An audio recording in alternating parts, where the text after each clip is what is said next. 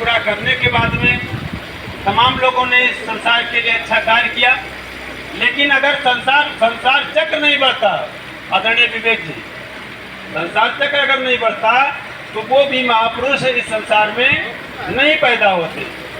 तो संसार चक्र का ये क्रम जो है, ये संसार के इस रूप को प्रदर्शित करता है कि हमारे जीवन में कितने आदर्श होने चाहिए।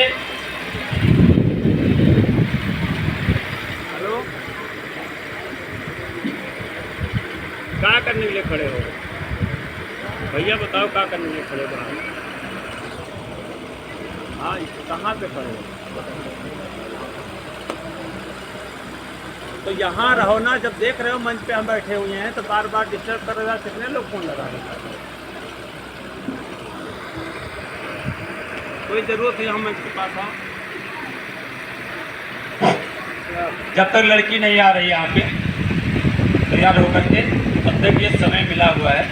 इस समय में थोड़ा सा रोचकता में, कुछ ज्ञानवर्धन में या कुछ प्रस्तुतिकरण में बदला जा सके, तो समय का कुछ लाभ लिया जा सके, इसलिए हम अपनी बात यहाँ रख रहे थे। और हम ही लड़के के पिता हैं और हम ही सब कुछ बोलते चले जाएं, ये बात शोभनीय नहीं है। इसलिए अब हम अपने आदरणीय आचार्य जी से निवेदन करेंगे कि हमारे अतिथि, हमारे तरफ से, लड़के के तरफ से हमारे सभी अतिथिगण यहाँ पधारे हुए हैं, हमारे सभी अभिन्न मित्र, हमारे सभी परिवार के लोग यहाँ पे पधारे हुए हैं। उन सब का मैं हृदय की गहराइयों से बहुत बहुत स्वागत सम्मान करता हूँ। और ज़्यादा से ज़्यादा किसी परिणाम का अच्छा रिजल्ट परिणाम आ जाए किसी कार्यक्रम का, इसी आशा विश्वास पे हम चाहते हैं आचार्य जी ये माइक संभालें आप, और जो भी हमारे अतिथिगण हैं उनको थोड़ा सा अगर समय हो तो अपने विचार समाहित करने का कष्ट करेंगे। आदरणीय आचार्य। सर्वप्रथम मानवता के कुलभूषण तथागत बुद्ध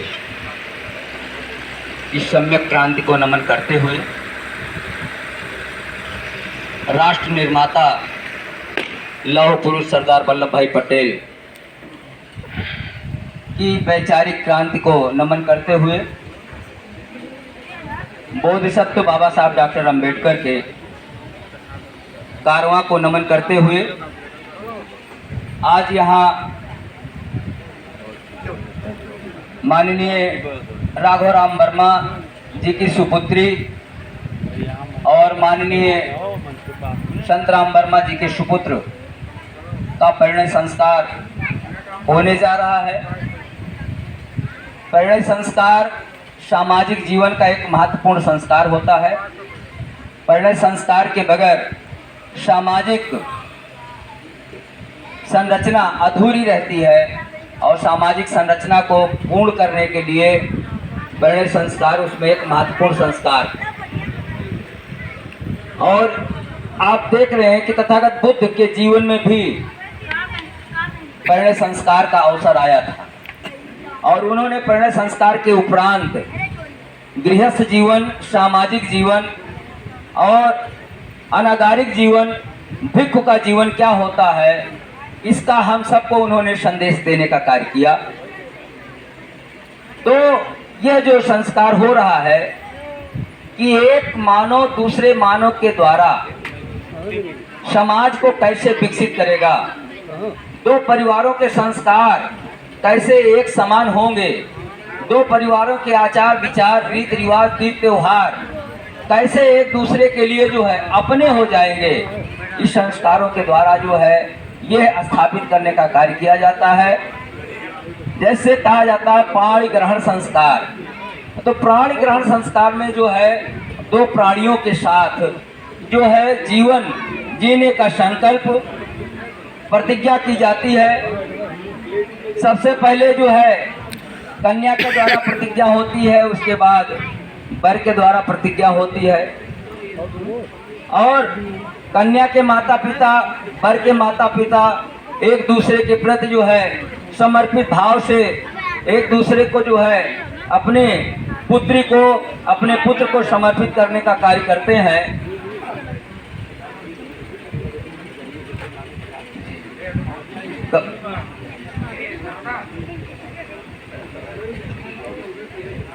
कन्या के माता पिता से अनुरोध है कि यदि कन्या तैयार हो गई हो तो यथाशीघ्र विवाह स्थल पर लाने का कार्य करें, जिससे संस्कार की अगली कड़ी तत्काल शुरू की जा सके।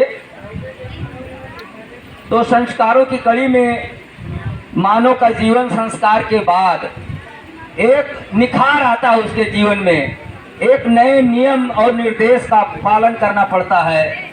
संस्कारों के द्वारा और नियम निर्देश के बिना मानव का जीवन, सामाजिक जीवन वो अनुशासित नहीं रहता है, सही दिशा में चलने का कार्य नहीं करता है, सामाजिक विकास का कार्य समुचित ढंग से नहीं हो पाता है। तो ये सामाजिक संस्कार जो है, ये धर्म का कार्य जो होता है वो इसीलिए होता है कि हम सबको एक नए विचारों से जुड़ने का अवसर मिले, नए संस्कारों को जानने समझने का अवसर मिले, और हम अपने जीवन में किस प्रकार से अनुशासित रहते हैं और अनुशासित रह के अपने पारिवारिक और सामाजिक जीवन का विकास कैसे करते हैं, ये जो है हमको इस बुद्ध संस्कार विधि के द्वारा जो है प्राप्त होता है। ये तो चाहे जिस धर्म के द्वारा संस्कार संपादित किए जाते हैं, सबका उद्देश्य मूलतः यही होता है कि दो परिवार एक दूसरे के साथ जो है कदम में कदम मिलाकर चले, एक दूसरे के सुख दुख में साथ आवे, एक दूसरे की भावनाओं को समझने का कार्य करें। बहुत से लोग बुद्ध धर्म के बारे में अनभिज्ञता